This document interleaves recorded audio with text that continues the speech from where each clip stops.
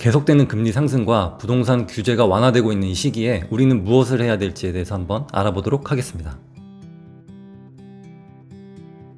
지금 금리를 올리는 것은 왜일까요? 첫 번째는 우리나라는 미국을 따라가기 때문입니다. 우리나라는 경제 규모 자체는 세계 탑10 안에 들지만 해외 의존도가 높다 보니까 특히 달러를 반드시 보유해야만 하는 어떤 숙명적인 운명이기 때문에 미국 금리를 따라가는 겁니다. 우리나라가 금리를 내리려면 미국이 먼저 내려야 돼요. 그래서 이 미국의 스탠스가 아주 중요합니다. 두 번째는 유동성을 회수하기 위함인데요. 코로나로 너무 많이 풀려버린 유동성은 자산 가격을 상승시켰고 모든 재화의 가격을 상승시켰는데요. 게다가 전쟁에 물류 대란까지 겹치면서 그동안 너무 많이 올라버렸어요. 그래서 이런 인플레이션을 잡고자 하는 목적도 있습니다. 부동산 값을 잡고자 금리를 올린 게 아닌 거예요. 그동안 집값이 역대급으로 많이 올랐기 때문에 그에 맞춰서 자연스럽게 빠지고 있습니다. 그래서 현재 정부는 집값에 그렇게 큰 걱정이 없어요.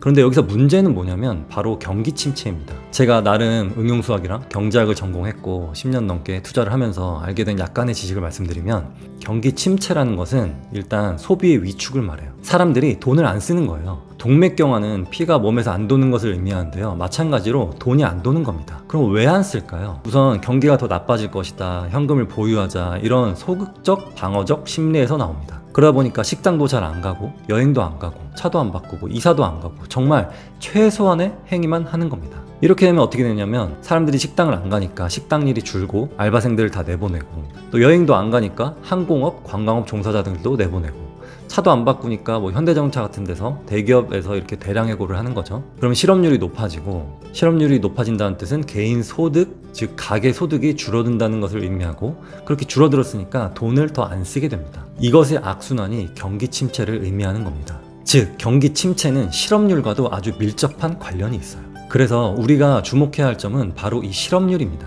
지금 레고랜드 사태 때문에 뭐 큰일 난다, 연쇄 부도난다 이런 말들이 있지만 전 그건 잘 모르겠고요.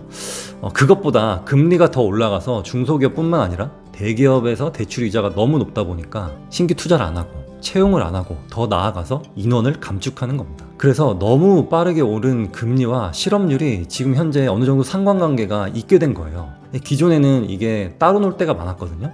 근데 지금은 딱 커플링 되어 있는 상태입니다. 요즘 뉴스에 내년에는 역대급 한파가 올 것이다 라고 이런 기사들이 많잖아요. 근데 이런 뉴스가 나오는 게 저는 참 다행이라고 생각해요. 왜냐면 이런 뉴스가 계속 나와야 모두가 대비를 하거든요. 뭐 IMF 때나 2008년 리먼 사태 때는 이게 갑자기 왔어요. 아무도 예측을 못했습니다. 안 한 건지 못 한 건지 모르겠지만 갑자기 왔다는 느낌을 받았어요.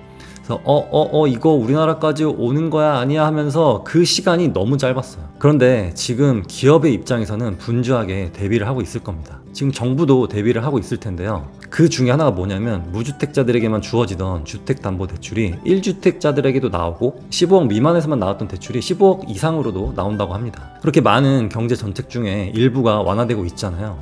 왜 하고 있는 걸까요? 집값 올리려고? 떨어지는 거 방어하려고? 아닙니다. 부자들은 돈 좀 써라 입니다.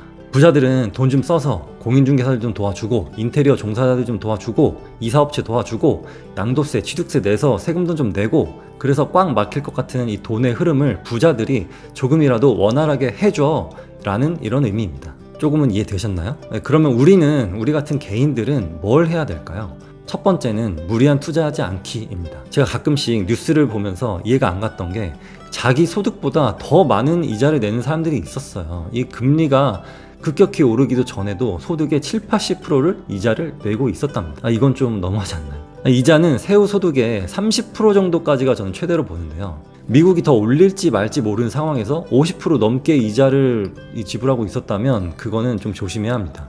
두 번째는 지금 부자들이 뭐하고 있는지 보기 인데요.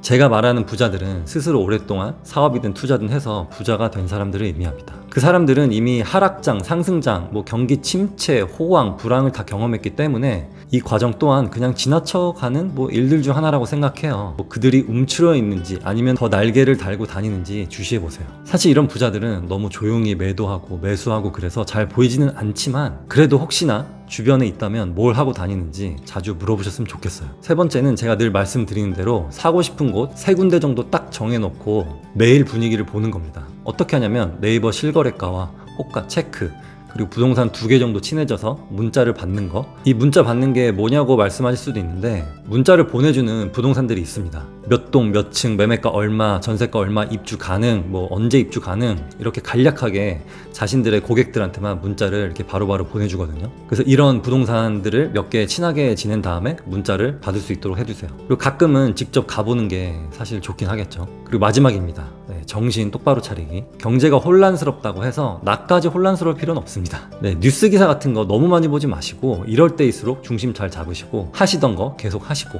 자신을 의심하지 말고 계속 앞으로 가세요. 늘 이런 경제 위기, 뭐 금리 변동 다 있어 왔던 일이고, 시간이 지나면 기억도 잘 나지 않을 역사 속의 아주 일부일 뿐입니다. 크게 멀리 보시고 오늘도 그리고 내일도 조금씩 한 발짝씩 전진하셨으면 좋겠습니다. 여러분들은 부자 되실 수 있어요. 부자가 될 수밖에 없습니다.